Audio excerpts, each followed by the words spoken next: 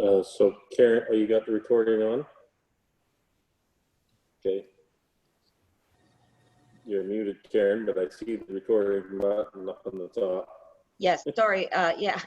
So it's 7 o'clock, and I think we'll get started this evening with our council meeting. So welcome all who are joining us, and I'll call the meeting officially to order. And first thing we need to do is adopt the agenda. So I'm going to say that we have a motion here moved by Sherry, seconded by Steve, that the agenda for the September 28th, 2020 regular meeting of council be accepted and passed. Any discussion on that? Okay, all those in favor? That's carried. Thank you. Excuse me. Disclosure of pecuniary interest. I have none this evening. Councillor McCabe. I have none. Councillor Hearn. I do not. Councillor Yates. No. And Councillor Burt. No. Okay. Thank you. So next up, we have our presentation from the People and Information Network. Do we have somebody joining us from them, or are you... Go ahead, Mandy. So good evening, Mayor Lennox and Council. During the Council Open Forum at the July 8th, 2019 meeting, staff were directed to give consideration to a volunteer recognition program and report to Council with costing ideas as to how the township could support a recruiting process. On August 12th, 2019, a staff report was presented to Council where staff received direction to connect with the People and Information Network, PIN, of Guelph. On November 4th, 2019, Council entered into an agreement with the People and Information Network for the purpose of completing a volunteer engagement project. This project would provide a better understanding of the volunteer dynamic in our community and determine the level of support our service clubs and organizations required. The three main pillars of the project were: number one, volunteer engagement, recruitment, and retention; number two, volunteer management and succession planning initiatives; and number three, the volunteer recognition program. The results of that work are being shared with Council tonight. And with that, we would like to introduce Emily and Kim from PIN. Thank you very much. So my name is Kim Cusimano. I have the pleasure of working with the team at PIN, the People and Information Network. We are an organization who began in the International Year of the Volunteer in 2001. And we're thrilled to have been able to work with the team on this project. And I have to apologize, my colleague Emily Vincent, who was going to do the core of the presentation this evening, I don't see her on the call. And unfortunately, she is the one that has the material to present. So I'm wondering if it would be appropriate for me to place myself on mute and give her a call just to make sure that everything is okay on her end, and then we can proceed from there. Okay, Kim, that's go ahead. Yeah, thank you.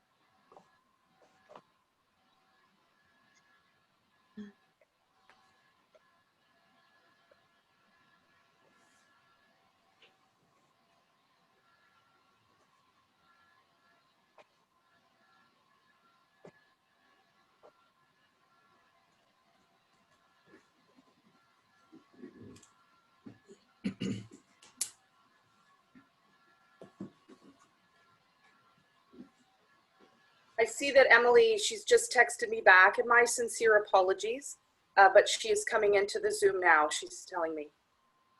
Okay, great, thank you. Our sincere apologies. So what I can tell while Emily's getting into the call is we provide connections with people, information, and ideas, and we do that through three pillars of work.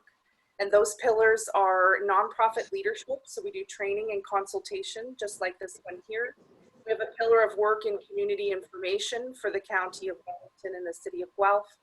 And then, as you're aware, we also do a volunteer network pillar of work where we promote and engage with interested volunteers in the community and support nonprofits and charities for these volunteers for a match. So I'd like to turn it over to Emily, who has the presentation and can speak to the report results. Good evening, everyone. Sorry for the delay. Zoom was just being a little bit temperamental. Anyways, I think, Karen, you were going to let me have control so I could share the report. Yeah, so I'll make you co-host. And it's just going to take me a minute. Sorry.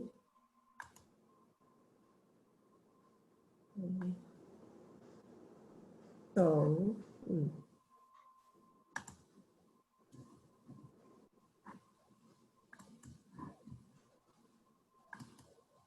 are you able to see the presentation now?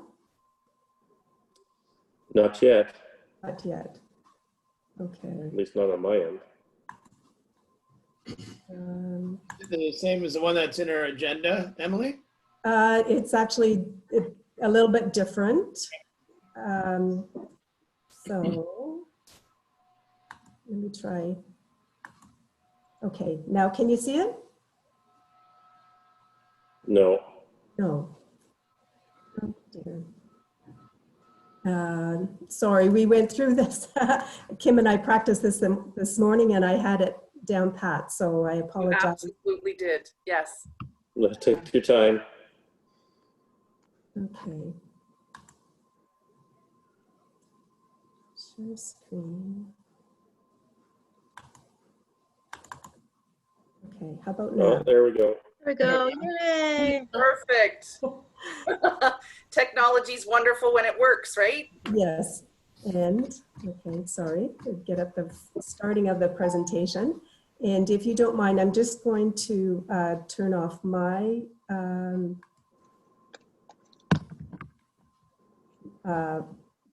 camera, just so it doesn't distract me. Okay, that's not going to work. Okay, well, I'll just have to carry on without. Okay, so to begin with, it was some time ago, I guess the end of 2019, that PIN and the Township of Wellington North contract came to an agreement for us to complete this work. Essentially a review of the nature of volunteer engagement in the township. And the work took place in early 2020. Little did we know how timely that was, because within a few short weeks of completing that work, things changed dramatically and COVID was on the scene. So the work includes where and what volunteers do, how they find out about opportunities, what motivates them, and what barriers they experience that might prevent or to deter them. Sorry, I'm skipping way ahead here. Deter them from volunteering. We created a survey and had a number of focus groups that really essentially formed the information that created the results of the report. The survey was designed in partnership,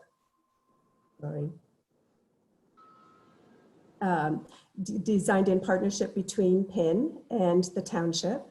And the survey was promoted to volunteers throughout Wellington North by the municipality, the council. It was posted on the township website and social media. And that was posted from early January to the end of February. The total results surveys completed was 142. And of the 142 individuals confirmed, of that 142 sorry, I don't know if you can hear some background noise. There's rain on the atrium just outside our office, and it's quite loud. So I apologize if it's creating some feedback. So just to go back, a total of 142 surveys were completed. Of that 142 surveys completed, 134 individuals confirmed that they volunteered and worked in North Wellington. Of those 134, 86 participants considered themselves to have volunteered within Wellington North within the past 12 months. And so in terms of the survey results, just a comment in terms of the number of people who participated, really good response. We were quite happy with that. And we were able to find out really critical detail about volunteering in Wellington North. So there were 49% of the people that volunteered predominantly in service organizations, nonprofit agencies, and charities. And that was a good representation of the kinds of organizations that are within a township. And then 34% of individuals volunteered with sports and other community organizations. And so these two top results, people volunteering in service organizations and in sports community organizations, is very reflective of the national standards in terms of the two top places that people contribute and invest their time in volunteering. So what we also noticed was that people contributed a reasonable amount of time in their church and in service clubs.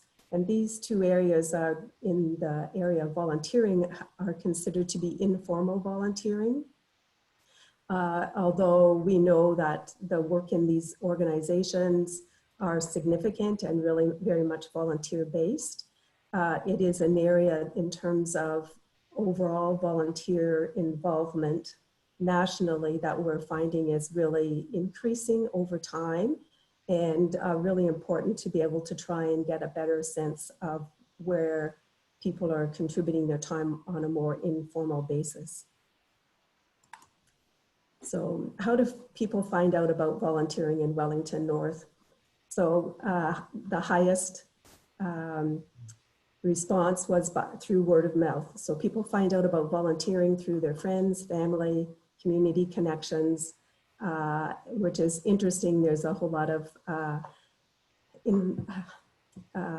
things that people do to recruit volunteers, and yet in the end, it tends to be much more word of mouth that they're finding out about it.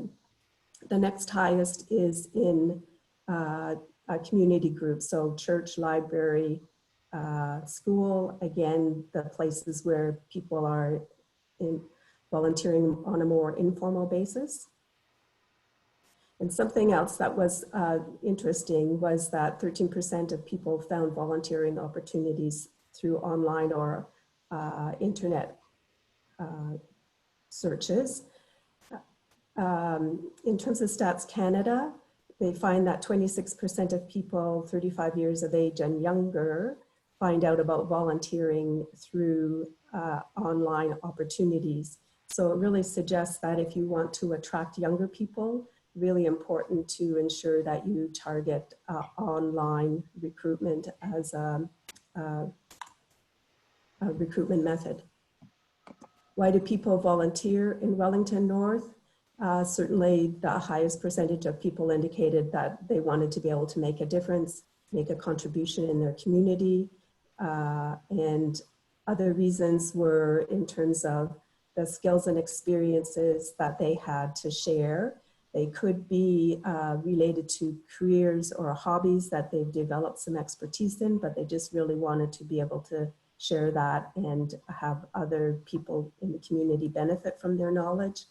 And also people volunteer to expand their connections for career or business purposes.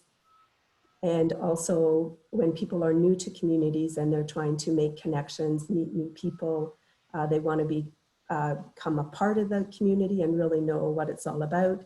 They also use volunteering as a way to get involved. Why people don't volunteer in Wellington North? And simply the highest reason is they don't have time. People's lives are really busy these days.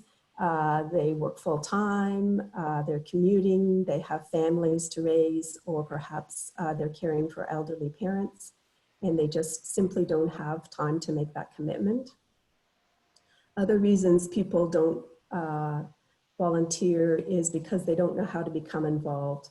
Volunteering is kind of this mysterious entity. They know what happens in the community, but they don't really have a sense of how to get involved. People don't feel they can make a long-term commitment. Again, going back to very busy lives and all the things they have on their plates, they're just unable to make that commitment that a volunteer organization might be looking for. And some people feel that because they are donating, that's in place of volunteering. They don't have the time to volunteer, so they're actually going to donate and give money, and that's their way of contributing and being a part of the community. And another significant reason why people don't volunteer is because no one asks them. And that's often the case for people in response to why they don't volunteer, is because nobody asks them. So what are the barriers to volunteering in Wellington North? The number one reason is people don't feel welcomed. They feel there's an unwelcoming nature of the group or the organization, or for newcomers to the community. And it's not that the people are not outrightly unwelcoming, it's just in how a new person has a hard time getting into a well-established group in terms of making that connection. And the people within the group aren't recognizing that they haven't really welcomed that new person in, and keeping them involved and connected with the rest of the members. And it might also be that their ideas are not welcome. They might be the person with lots of new ideas, and the group is really established, and they have all kinds of reasons for not trying that. They've done it in the past. They don't want to go back and revisit it. So in the end, the sense is that people just aren't feeling welcomed and a part of the group. Another barrier is simply no time. People have limited time. It might be their own time commitment that they just don't have flexibility to do anything else. But it also could be the amount of time that's required by the organization to volunteer. They might be asking for a 6-month or a year-long commitment, and they're just not able to provide that amount of time. And again, people also reference the trying to manage expectations of work and family and a busy lifestyle.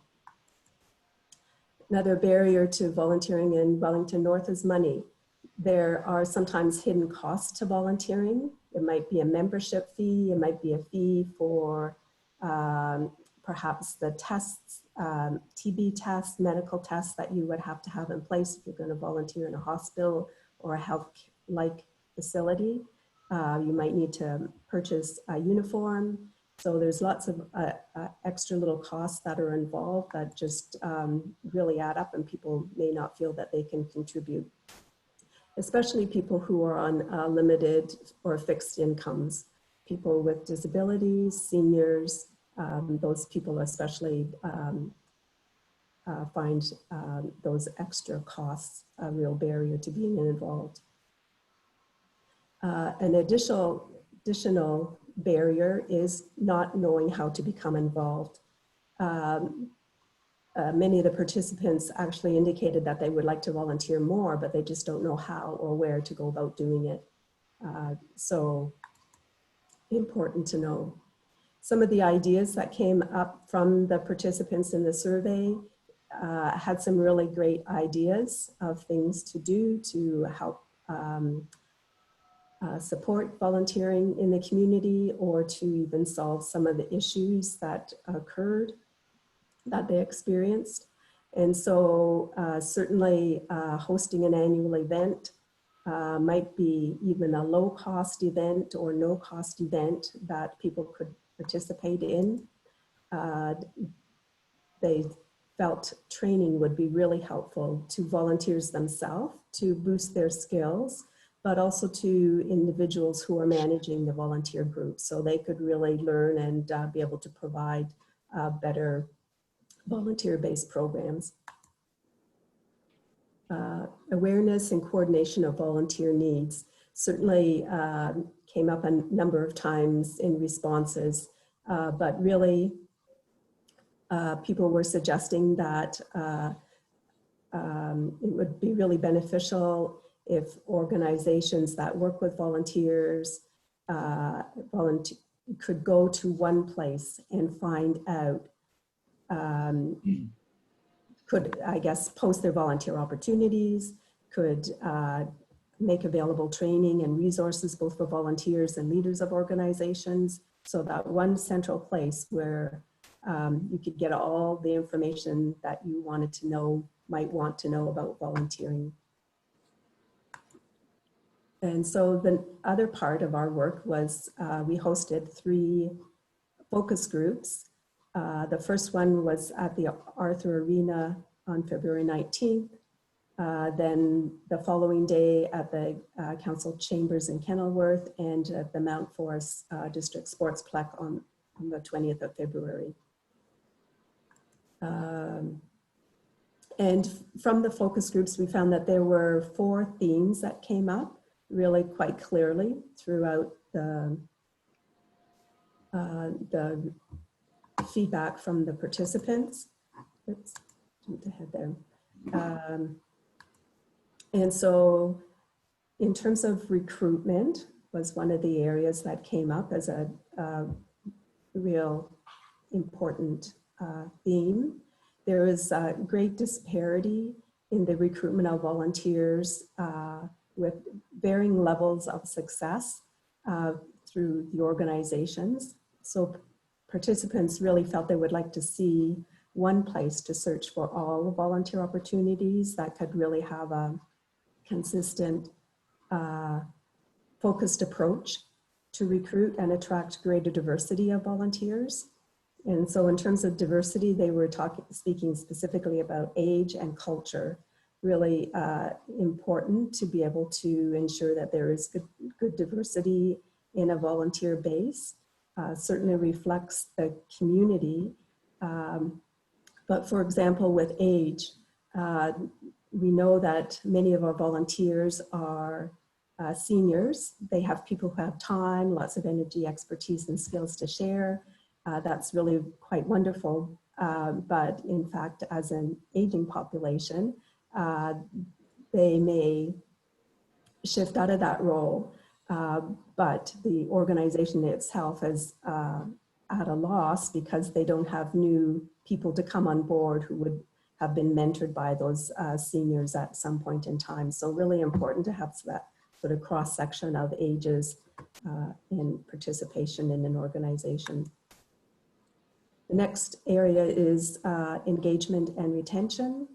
So really important that once you have the volunteer on site, that you're able to support them through networking and training. It really builds stronger,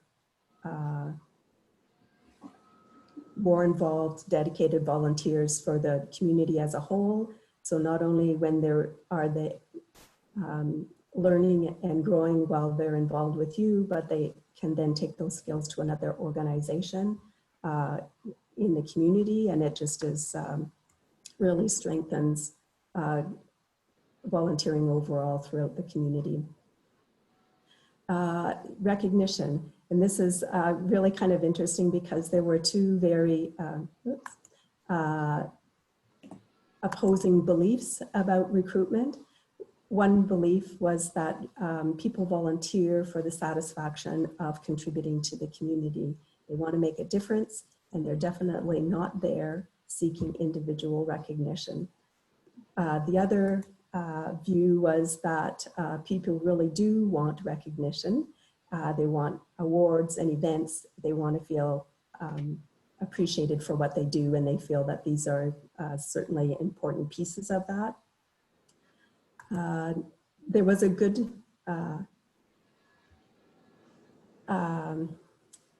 common ground, though. Both groups will really believe that the value of highlighting shared success of a group was really important, and that was a great way to provide recognition. So if you're highlighting the success of what your organization has done, what they've created in the community, whether it's locally on the radio, on the newspaper, or at some community event, they felt that was really important. So there was common ground there. So that kind of is the key results of the survey and the focus groups. And that really brings us, I guess, to, sorry, I totally missed a slide, so I'm going to just go back. The fourth group was community impact, and really significant, just highlighting that volunteers are essential support to the ongoing growth and development of groups and organizations, and that add in the end benefit and add incredible value to the entire community. So certainly there was great recognition across the board in terms of the importance of the community impact. And so that brings us to the next steps, I guess, in terms of the overall work that we've been involved in, conducting the survey, the focus groups, creating the report, and the presentation to council tonight. The one outstanding piece is an event. And I guess when we first had the discussions and the planning with the staff at the township, we talked about having an event to roll out the results to the community so they would have a sense of the outcomes, and that we might also use that for a little bit of an opportunity to recognize and value the contributions of volunteers within the township overall. But I guess all things considered, it probably would be really important for us to come back and have discussion with the staff in terms of how that might look, or possibly what we might do in place of that, just all things considering with how COVID has really changed how we do business these days.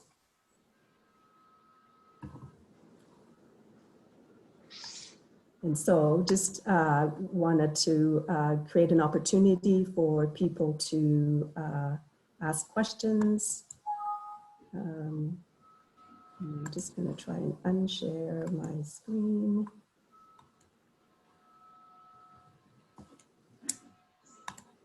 Okay, good. Any questions at all? Any questions for Emily? Steve? Yes. Just a quick one. Thanks very much for this, Emily. It's a great report, and it certainly, I think, highlights all the great volunteers that we do have in our municipality and the service clubs as well. And I guess my only real question is, in a municipality our size, is that a decent number of people that we have volunteering, just as a, from what you've done in the past compared to other municipalities, or in terms of the response to the survey and the participation? Yes. Yes, it is. In fact, just thinking of a few much larger communities or organizations and the response that they had by comparison, it was actually good results. We were quite happy with that. Good. And Emily, that was participation in the survey process in terms of the numbers of volunteers that you might have nationally. 12.7 million is what the statistic is, the volunteers in the country. And that equates to about 44% of Canadians that volunteer. So you could apply that percentage to the township. Right. And so in terms of Stats Canada results, Many of them are highlighted in the report, but they are quite comparable to the results of the survey in particular from the township. And in fact, in some areas, the township seemed to exceed the national standards. So quite encouraging. That's good to hear. Thank you. Not surprised. Any other questions? Lisa? Go Yes. ahead, Lisa. Shutting that off, and I don't know whether you'll be able to hear me. It says unstable again. Going back to slide 8, which was, I think, the #1 problem, the unintentional unwelcomeness. Is that a common result in other municipalities, or is that something that's typical here in Wellington North? It's definitely not uncommon, especially in organizations that have longer term, well-established volunteer pools. It just makes it a little bit more challenging for volunteers to come in and feel really a part of that group. Certainly the work they might be doing might be rewarding and satisfying, but if they don't feel that they are welcomed into the pool of other volunteers, it can be a challenge, but it's definitely not uncommon. It's not something that's typical or unique to Wellington North. Okay, but second to that, what is the solution? What is a possible solution to this? I'm very sensitive to it. Mm-hmm. Because it's the unintentional unwelcomeness is something, that I feel all the time, because Mm-hmm. I've only been here for 23 years and that's still new around here. And sometimes if people get off in their side chatter and talk about high school or whatever, it makes you feel uncomfortable. At one point, I had someone ask me how I could be a counselor if I wasn't born here. And I think that bringing outside skills to the table is a good thing. So anyway, do you have any suggestions on how to make people feel more welcome and more at home volunteering in our community? I do know in some cases the matching of a person who has been in an organization longer term, knows a role really well, having them mentor a new person can be quite helpful. I do also know that some organizations actually have a more structured system of welcoming in new people. I guess just a maybe more formal process of doing that. So they would identify people, might be a handful of people in the organization, in the group, who are greeters, and it is part of their role to welcome in a new person and make sure that on an ongoing basis, they always have somebody that they can go to and just connect with and help them make introductions to other people. And that has been quite successful. There needs to be a little bit of mentoring to the people who are going to take on that role, because you want to make sure somebody is actually committed to that welcoming approach. It's much more than just greeting them the first time that they come to a group. It's a little bit more ongoing than that. I think too, if I may say, using strategy in your organization and identifying those individuals who, in terms of recognition, who don't want to be recognized, but want to know the impact of the work that they support as a volunteer. But then there are individuals where recognition can come in more of a formal way, and more of a broad way that the community would know more about them. Recognition, I think, can also support what Emily's saying about identifying a mentor.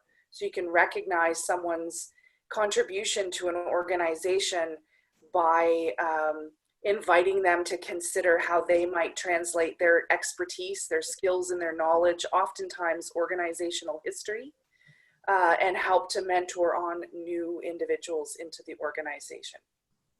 that can be another way that it can be done. And I would also suggest in incremental pieces. And two, for organizations to consider what are the opportunities to create new roles that are not where people might not feel that they have been set aside for their years of contribution, but yet there are new opportunities. Perhaps those are digital opportunities, for example, that are encouraging youth and other individuals who enjoy that platforms, for example, and still make a contribution, but it's not in competition with their volunteer peers. Just two ideas. Other questions? Sherry, go ahead. Yeah, so you also touched on training in your presentation. And would that be more of a formalized training, or would that be, as we've talked about a lot here now, about an individual from an organization teaching other organizations that may have a mentorship program? Or is it a combination of the two? It certainly would be a combination of both. You definitely want to have training that's required for an organization, the role that the volunteer's in, and for them to work within that organization.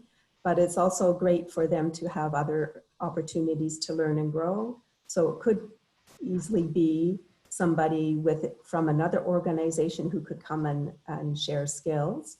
Sometimes it's related directly to the volunteering, but other times it's really just growth and development opportunities in general.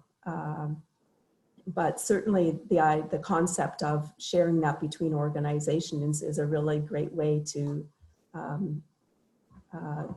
broaden the reach of that training. Thank you. Okay, any other questions? Mandy? I think Mandy has one. Okay, I don't see Mandy, but go ahead, Mandy. Thank you, Mayor Lennox. Through you. So I just want to thank Emily and Kim for their work on the project. And as a next step, the staff project team is planning to work with the PIN to explore a community dialogue event. As Emily mentioned, this event was originally envisioned as an opportunity for PIN to share results of the research for the purpose of soliciting more concrete and specific feedback. So following this modified event, the staff project team intends to bring a formal report to council, including the PIN report, to address some of the recommendations around engagement, recruitment, and recognition. Okay, thank you. Yeah, I have one question I wanted to follow up with as well, and that is, you've identified some, places where we could shore up or bolster our weaknesses in the volunteer world. Are there things like case studies or best practices that are things that as we go forward that your organization could share to help us move forward with this? Definitely. Okay. Okay. Any other questions from anybody? If I don't see you, please speak up. I've only got 9 on my screen at the moment, so. Yes. Go ahead, Steve. I just guess one last question for either Kim or Emily. The current situation that we find ourselves in with the coronavirus and stuff like that. So and I know, Mandy, from what you were saying, some good next steps and try and get the community more involved. How does that even look in a situation that we find ourselves in right now? Because I don't want to lose any momentum on this either, because I think we do need to recognize our volunteers and get more people out and let them know how they can volunteer and where they can volunteer. So how does something like that look? I know it's a kind of a tough answer, but how do you envision that, I guess? Certainly think it might be a combination of things. So perhaps some items that would be on your website that could be made available to public that way. So for example, an infographic that captures the highlights of the report. could possibly be a virtual event or some presentation that could be made available virtually, but you know, we definitely have to have some more conversation around that. I know many nonprofits are really having to shift how they connect with the community. So really looking to see what kinds of things have been successful and certainly willing to explore those options with the staff for sure. All right, thank you. Okay. Any other questions, comments, anybody? Okay, I'm not seeing any, so I guess thank you, Kim and Emily, for sharing that with us this evening. I understand from what's being said, you'll be meeting with staff to kind of map out those next steps, so we look forward to hearing what those are. Again, thank you. Thanks so much. Opportunity. Thank Have a you. good evening. Have a great evening. Thank you. Yeah. Okay.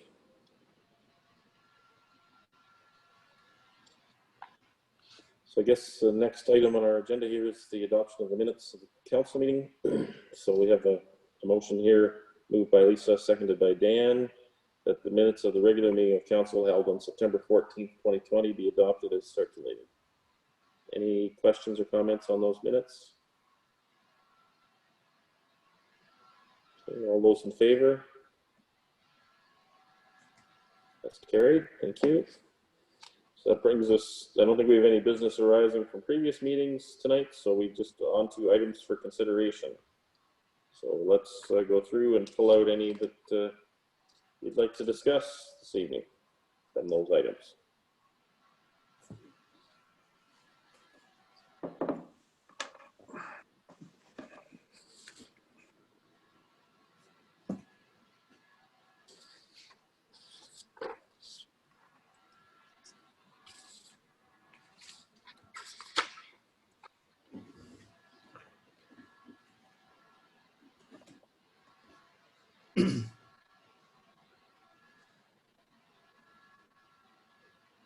Anybody got some? Karen? 4B, which is the County Administration, Finance, and Human Resources Committee report. The county is looking for a resolution and support. So if we pull that and receive it for information, you can direct staff to bring the resolution at the next meeting. Okay. So that's 4B. So 4B. Any others?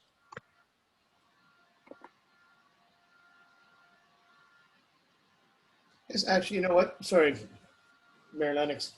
Wouldn't Go ahead, mind please. having a look at 5A. 5A. Okay. It's the work from home policy. Yes, thank you. Okay. Any others?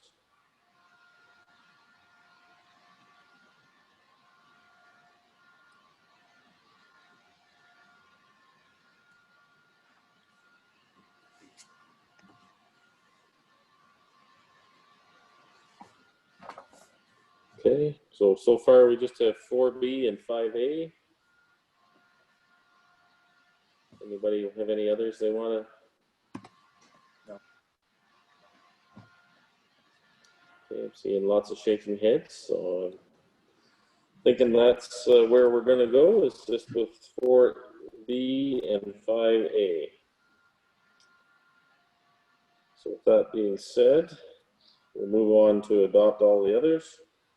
So the motion here moved by Steve, seconded by Sherry, that all items listed under items for consideration on the September 28th, 2020 council agenda, with the exception of those items identified for separate discussion, be approved, and the recommendations therein be adopted. All those in favor, please. That's carried. Thank you. So that brings us back to 4A. And we have, sorry, 4B, my mistake. And I'm going to say that the recommendation is moved by Dan, seconded by Lisa, that the Council of the Corporation of the Township of Wellington North receive the Administration, Finance, and Human Resources Committee report from Ken DeHart, County Treasurer, dated September 15th, 2020. And to open the floor for discussion on that. Maybe I'll start off with that one. Just so this report deals with taxation on aggregate operations. There's significant challenges, particularly in the south end of Wellington County, with active aggregate operations, some of them maybe even paying less property tax than a single family home of an average nature. And so the county has been working diligently on trying to get the way that aggregate operations are assessed changed. So they're looking for our support to endorse that, to try to make sure that we have appropriate taxation coming from aggregates, because we all know that, as an example, over and above the fee that we get on a per ton basis, these aggregate operations tend to use our roads very heavily, and there's costs attached to that. So this needs to make sure that these operations are paying an appropriate share of the tax bill. So I believe that, as Karen said, we will be dealing with this at our next meeting, the official endorsement of the motion, assuming everybody is okay with moving forward on that basis. Any other questions, comments?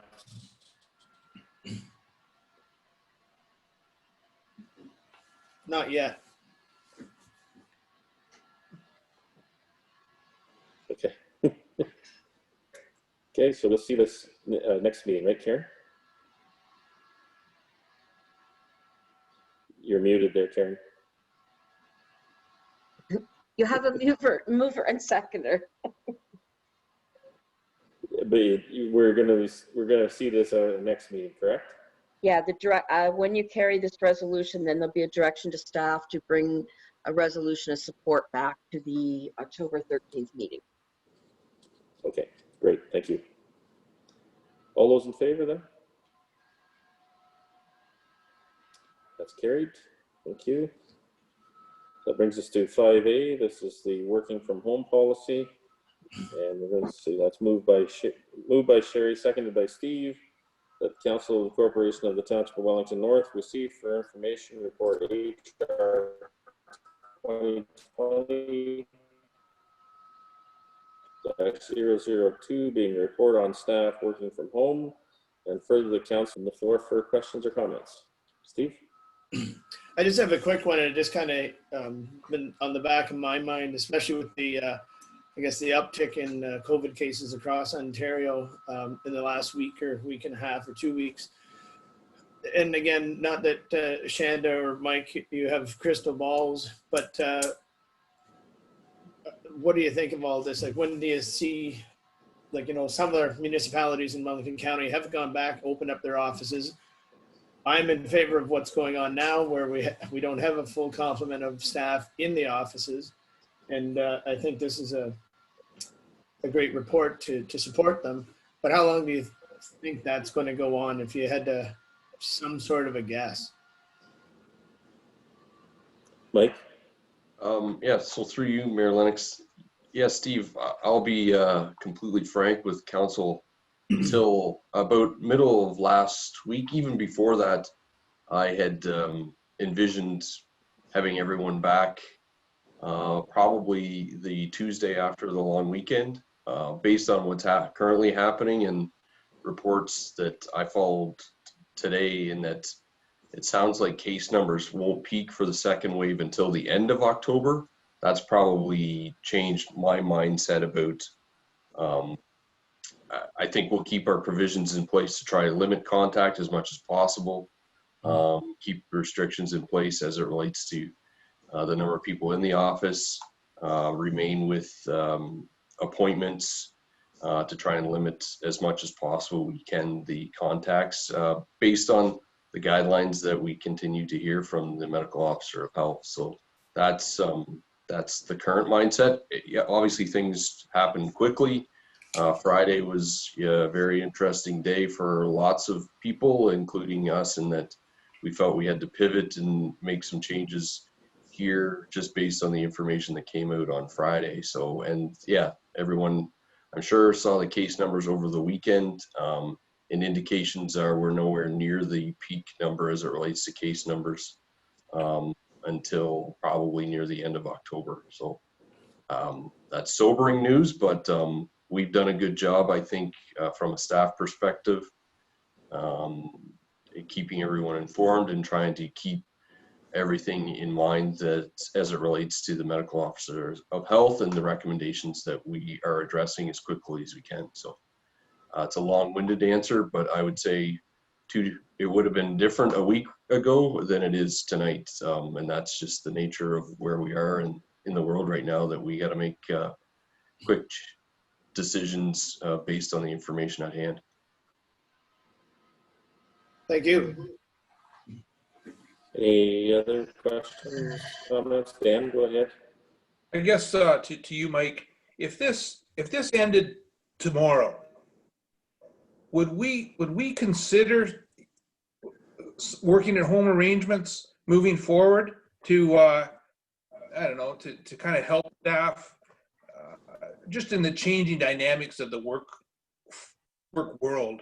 Would we consider carrying on this policy, like I say, if everything ended tomorrow, which we all hope would happen, but won't? But yeah, a really good question. And yeah, really, Dan, I think, Councillor Yake, I think we've learned as an organization, because of what we've gone through, that it is something that can happen with certain positions. Obviously, there are certain positions that it's not a viable option. But yeah, I think from an organizational standpoint, we think that, yeah, long-term work from home arrangements can work and will need to be part of what we look at from an organizational standpoint going forward. There's, again, it's something we have to look at almost on a position by position basis, but yeah, we do think definitely there is opportunity. okay. That's understandable. Okay, any other questions? I would just make a comment too that we're 6 months or 6 months plus into this pandemic, and our staff have been very flexible and worked very well through these challenging things. And I just want to comment that we should all be very proud of the team, that they've done such a good job of being flexible during these difficult times. And please, on our behalf, Mike, pass our good wishes along to the rest of staff. We certainly appreciate all that's been done during this challenging time and other times as well. Yep, absolutely, Mayor Lennox. I'll echo your statements. From a staff standpoint, everybody has worked well through some challenging times and implemented changes that we probably certainly didn't foresee 6 months ago. So kudos to all of them for sure. Okay. Any other questions, comments? Okay, we'll call the vote then. All those in favor? That's carried. Thank you. So that brings us to any notice of motion this evening. Dan? Yeah, I have at least one, maybe two, possibly three. So maybe if you can bear with me here. The first one, I'd like to bring a notice of motion to ask staff to bring forward a report, a financial report in regards to phase 1 of the Arthur wastewater plant. I'd like to see, I think we should see where we are in regard to that project. And just, we're getting to the point where it's phase 1 is closing in, or supposed to be closing in on completion. So I'd like to see kind of where we stand from a financial perspective. if that would be possible. Okay. All right.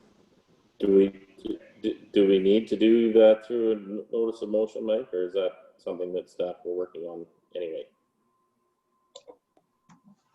Yeah, I think we can operate under direction from council to produce that report. I know that the quarterly report that SEMA provides is on the horizon, so we can maybe tie the two together, add on the financial aspect at the same time, if that's agreeable to.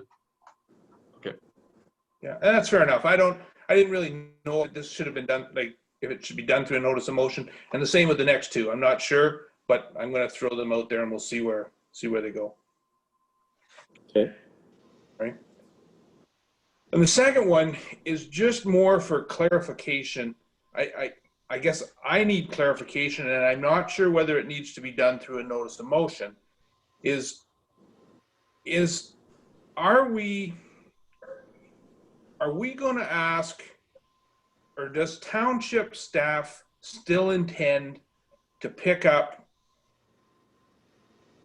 leaves that are raked to the side of the road?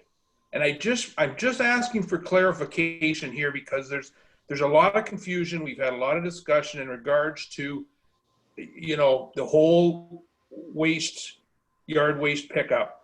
But I know people are still going to rake their leaves to the roads. And are we still going to pick them up, or are we going to demand that they're in bags? I guess I'm just looking for clarification so that I can pass that on to people that are asking the question, because there's still the question being asked. And I'm not sure where it should be done through a notice of motion, but I need to ask the question.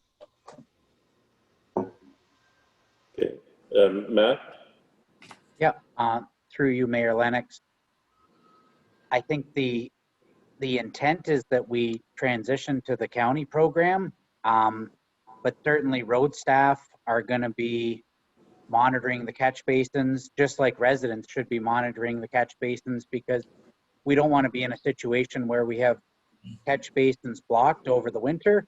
And I think, yeah, we'll be watching it, but the best way to make sure they don't end up on catch basins is if they're put into brown bags, and the county will pick them up on the 2 dates that they put forward, would be my comment to that.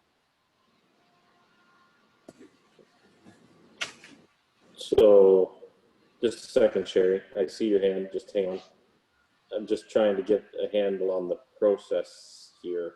I think your point is a good one, Dan. Do we need to do this through a notice of motion to give staff a chance to prepare something on it? And then I just don't want to get too deep into the discussion here until we make sure everybody has an opportunity to come prepared to the discussion. Yeah. Any thoughts on that, Mike? Do we need to take a different approach with this one? So yeah, so this one is challenging in that we've become aware of the dates, the collection dates just last week as it relates to the county program. And so we, meaning township staff, including the roads department, want to see how that goes, I think, is maybe what I'm trying to, I don't want to, again, yeah, we want to observe and see how well that program, how effective it is, and then make some decisions about what we need to do locally, if that makes sense at all. So yeah, I think what you're saying indirectly is that we want to push towards the county's program, but we're prepared to act as a backstop to make sure that things get dealt with in an appropriate manner. Correct. Okay. Sherry, do you want to? Yes. So I can appreciate the fact that the county is doing their education piece, but could we not, as a municipality, to help push that message, do our own public service announcement? And I'm talking about putting it in the Bisbal and the Wellington Advertiser, and maybe using the river, because not everyone is on Twitter, Facebook, or has access to the internet. I've talked to several senior residents. They don't have that access, but I have been telling them that their leaves need to go into either the brown yard waste bags or containers that are marked clearly yard waste. There has been a little bit of pushback because some people have very large yards and they're saying, you know, there's going to be 30 or 40 bags out there. Well, I don't see that there's a limit on the county website as to how many we can put out, but I'm just wondering if we do a public service announcement ourselves for our residents, advertising the dates. So I can speak to the limit. There is no limit, so that's not the issue. Okay. So Mike, I'm going to come back to you again. Do we need to revisit this, whether it's a notice of motion or direction to staff, so that we follow up on these items? I think certainly from what I'm hearing, we can try to coordinate more communications. I'm not, to be completely frank, Councillor Burke, I don't know what the county's full communications program is around it, to be honest.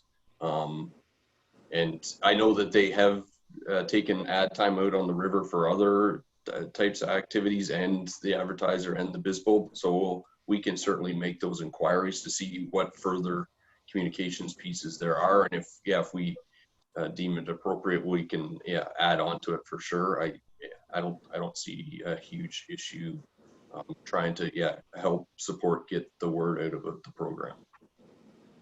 I don't think we need a motion around that. And I guess my comment to council would be to afford our township staff the time to see how the program goes, specifically with the first date, the first pickup date, and just, you know, we're aware too, Councillor Yake, and we're anxious too about what it's going to look like. So I can assure council around that. I'm just not sure how to address it until we actually kind of go through it, if that makes sense. Okay, so do you want to continue to bring this forward as a notice of motion, Dan? Well, however we can get the discussion going and figure it out, whether it needs to be through the notice of motion process, it doesn't matter to me. I just think we need some clarification on how this is going to work. Okay. And I think staff can provide that. If as Matt is saying, the preferential way is to put it in bags, and we know that, and we've talked about that quite extensively. But there are a number of streets and yards in both Arthur and Mount Forest that, you know, Jerry says 30 or 40, but you know, that number could be much higher. So I just clarification is all I think we need to make sure that's out there. So I don't know, Mike, is it just asking staff to, you know, to come up with a report or to look at this and see how it goes over the next little while, or what? Yeah, I guess I'm pleading, I guess, a little bit for patience as it relates to the time, because I'm not sure what I think it's clear we understand the concern as well. Like, this is a change, and some changes go well and some do not. And, you know, we have an overall concern from the road standpoint as it relates to catch basins and everything else, that we don't want just, you know, piles laying all over the place. So we'll figure out the best way to address it, in the hopes that, you know, people do buy into the program and utilize the program, because we think it can be effective, but there's always bumps potentially in the road, Councillor Yake, so we are prepared for that. Yeah, I don't know, Matt, if there's, like, I don't think we need necessarily anything more than what the conversation has looked like tonight. But Matt, I would just turn to you. Is there do you need clear direction at this point? Go ahead, Matt. Yep, through you, Mayor Lennox. Like, one thing I've heard is the idea that township roads could spend some of our operating budget for advertising to try to promote the new program and try to promote the new program. Is that consistent with what all of council is saying? Well, I don't think until we have a discussion, I don't have a good way to gauge that formal discussion. So maybe let's proceed with it as a notice of motion to get us an update report, and we'll figure it out as we go along. Is that all right with you, Dan? That's fine. Yeah, absolutely. So your notice of motion will come up at the next agenda, and then council will vote on taking action on it. And your Right. request was a report. And in the mean. Yeah. Sorry, Dan, your request was a report of some kind. Outlining what will happen, for lack of a better word, if people aren't buying into the county program. If we're going to support that, and can we use X number of dollars to help support the county program? Communication piece. Yes, that sounds fair. It'll look better when you see it in the minutes. It always does. I know. Okay, and you have another one, Dan? Okay, and my third one is, I'd like, again, I'm not sure if this is the process, I'm not sure. A few weeks ago, we received a letter in regards to issues on London Road. Okay, now, I don't know if that letter was responded to by the township, but I think I'd like to see or ask for, again, a report in regards to London Road, possible, issues, current issues, future issues, the whole, there's a whole number of things, but I think we need to see, what they are, so that we can at least address the letter that came from Mr. and Mrs. Nickel. So,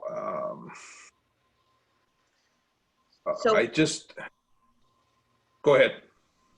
I just want to say procedurally, our procedure bylaw, what you want, I think your notice of motion to be at the next meeting is for Mr. Nichols' letter to appear on the agenda to be reconsidered. Well, I guess obviously I didn't catch it, and I guess it didn't get caught, right? In regards to discussing it. Right. Didn't discuss it. So, after going back and seeing it, thinking, well, we should have discussed that in one way, shape, or form. I'd like, again, to have that discussion or have a report from staff in regards to what he was asking in his letter. Okay, so it was considered at the last meeting in that it was passed as received because no one set it out for separate discussion. You're right. If you would like to go back to that now and have that letter appear, what our procedure bylaw says, if you want to reconsider a matter outside of that meeting before 12 months, you need a majority vote of council approving the notice of motion to reconsider that item.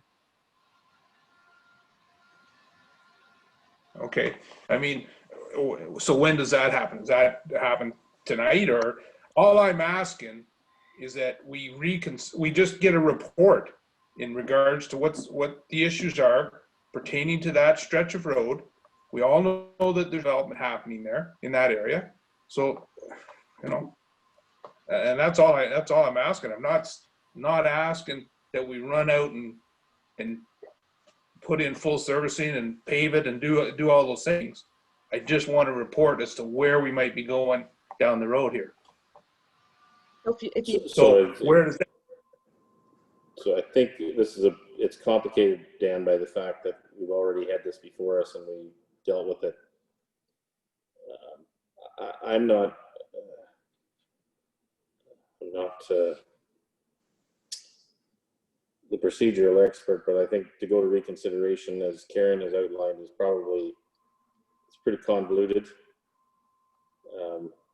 Maybe your notice of motion should simply say a report talking about the items highlighted in that letter, one of which was dust, as I recall, or other issues you want to report on with regard to that road, and then we don't have to deal with it through the reconsideration. We could just get on with it. So if there's I don't want to put words in your mouth. It's your notice of motion, but if you were to do that and say, you know, highlight some of the issues that you want to have staff give feedback on, I think that would be a much clearer approach.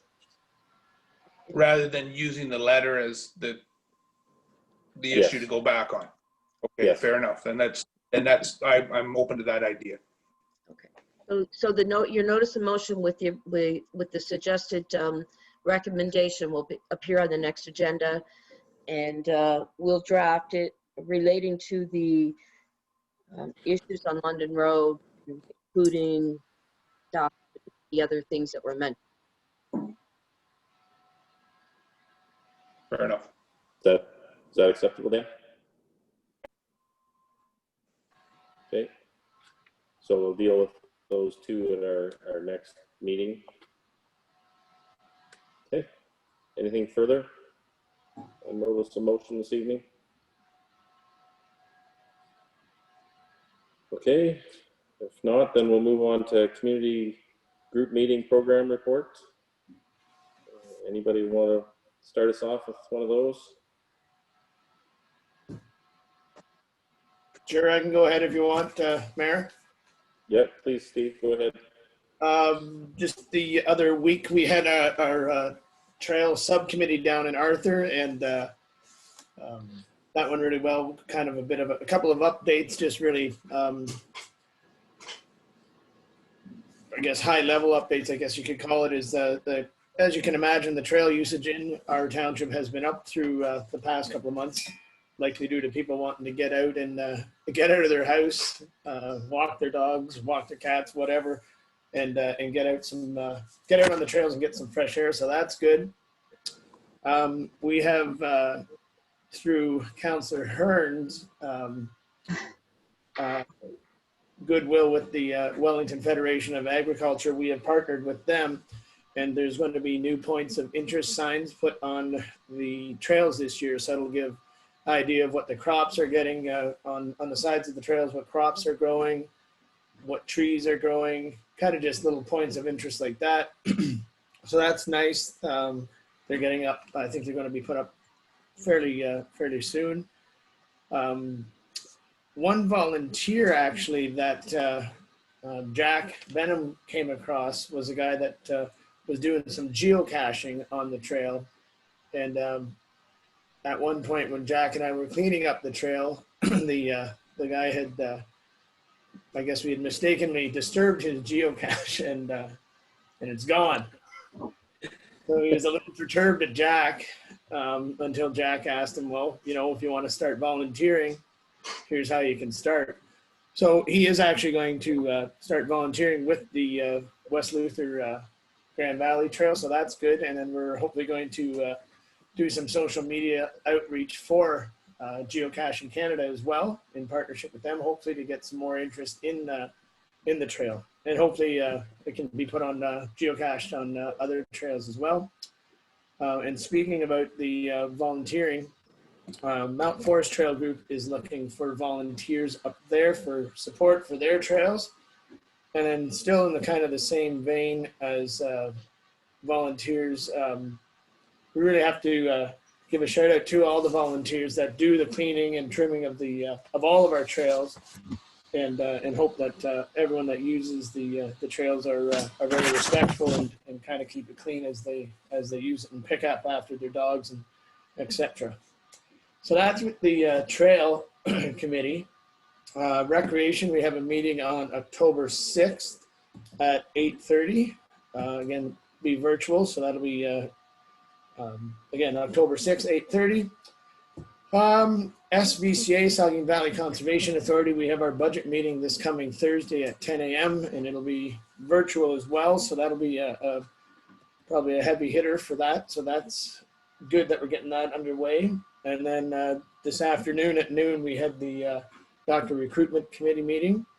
Again, just over the phone and over virtual. And the Rural Skills Day that usually goes on back in January, I think it was supposed to be. It's canceled, obviously, for this year because of COVID.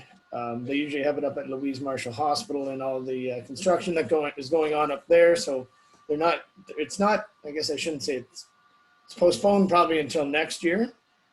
So hopefully that'll still be going on. Dr. Paul Jones has two doctors helping him down in Arthur. One is kind of covering holidays and vacations. And the other one, Andrew Lynn, is we're hoping that he actually that he can stay on and work in the Arthur office with Dr. Jones, and then we'll have two doctors in Arthur. So will conclude my 4 meeting reports. Okay. Thanks, Steve. Anybody else have some community group program reporting? Items of community interest? Go ahead, Lisa. Yeah. Okay. I'm so glad you liked those signs, Steve. Worked on those for over a year, so I'm really pleased to see they're going up. And I can send council copies of them. They were professionally worked on them with Farm and Food Care Ontario to establish the content of the signs. So I thought they're pretty nice. They are very well done. The Arthur BIA met with them back in September the 16th. So they've got a lot going on, of course. They've sent out a letter to their BIA members informing who the directors are. They love the shop local celebration. I just wanted to put that out there again. The large snowflakes that were obtained as a result of the RED grant, well, they're here. So now we've got to figure out storage, I guess, post-winter for those. And I think they're just going to be lovely when they finally go up and brighten up Arthur just a ton. And that's something we're definitely going to need this year. So they're looking for storage, and there's going to be other things they need to store, of course, benches, garbage cans, and all that stuff. They have now opened their bank account and ordered checks.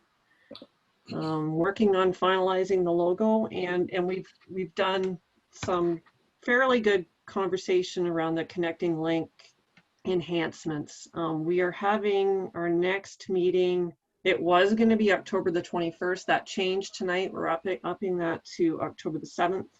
And we're going to vote on those recommended enhancements. A date to circle in your calendar is November the 21st, which will be their AGM. We were going to have that as an in-person thing. We'll discuss that at our next meeting. Of course, I can't really see that happening. You can't restrict people from coming to an annual meeting. So I think we need to rethink that. Our cultural roundtable meeting was canceled, so we'll hold that next month. I only attended part of the Mount Forest Chamber of Commerce meeting. The BIA one was scheduled a half an hour later, and it was scheduled about a month before the Mount Forest one. It was changed to that. So Dale and I both did part meetings and then left, so I just gave my report. But yeah, the other thing that I guess wanted to report on was what we were discussing earlier about Mets and the whole pumpkin contest. So I did haul my pumpkin down there.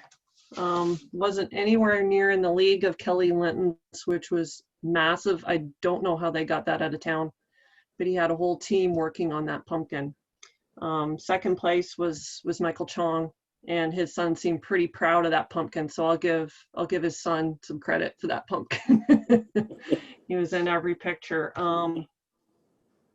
Mine was 70 pounds, which was the baby.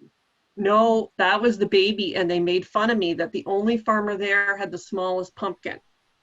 So, but it had a killer frost, you know, and everything else. I thought it was a respectable size. So anyway, on behalf of Wellington North, I brought back the trophy for the smallest pumpkin. There you go. But it was 70 pounds, and I still needed the skid steer to get it out of the backyard. Like, I couldn't lift it the shape that it was. So I didn't think that it was that bad. There was only between third and last, there was only 20 pounds. So anyway, mine was the ugliest. Well done, Lisa. Thank you for representing us. Yeah, with last. But they did thank us for sponsoring the event. Okay. Anybody else have anything else they'd like to report on? Okay. I'm not seeing any others, so I guess that moves us on to bylaws. So we've got bylaws divided up a little bit tonight. So let's deal with the first one here. Moved by Lisa, seconded by Dan. That bylaw number 78-20 being a provisional drain bylaw to provide for the repair of the Voss drainage works. We read a first, second, and provisionally enacted. Any discussion on that provisional bylaw? Okay, all those in favor? That's carried. Thank you. And the other recommendation we have, moved by Steve, seconded by Sherry, that bylaw number 79-20, 80-20, 81-20, 82-20, 83-20 be read a first, second, and third time and enacted. Any discussion on any of those? Karen? I would just like to point out that 3 of these bylaws are appointing a livestock valuator, a fence viewer, and a pound keeper. And so that individual is Steve Deneen. So welcome. We got him. We got him. 3 in 1. 3 in 1. Shouldn't it be welcome aboard, Karen? That's great. Okay. Any other questions or comments? Okay. Call the motion. All those in favor? That's carried. Thank you. So I guess that moves us to closed meeting session. So, sorry, here, just bear with me for a second. So moved by Dan, seconded by Lisa, that the Council of the Corporation of the Township of Wellington North go into a meeting at 8:23 p.m. that is closed to the public under subsection 239(2) of the Municipal Act 2001, specifically for item B, personal matters about an identifiable individual, including municipal or local board employees. And we've got 2 reports, EDO 2020, Wellington North Industrial Land, and B, report CAO 2020-07, We the North Fire Service status update. And we've got review of closed session minutes from August 24th. All those in favor? So that's carried. We are now in closed. You need a minute or two, Karen, to... Yeah, just everybody stay on this line. I will, yeah, I need to get the other ones off the line. And, oh, they're all gone. Okay, there you go. It's like magic. Oh, hold Okay. on, hold on, hold on.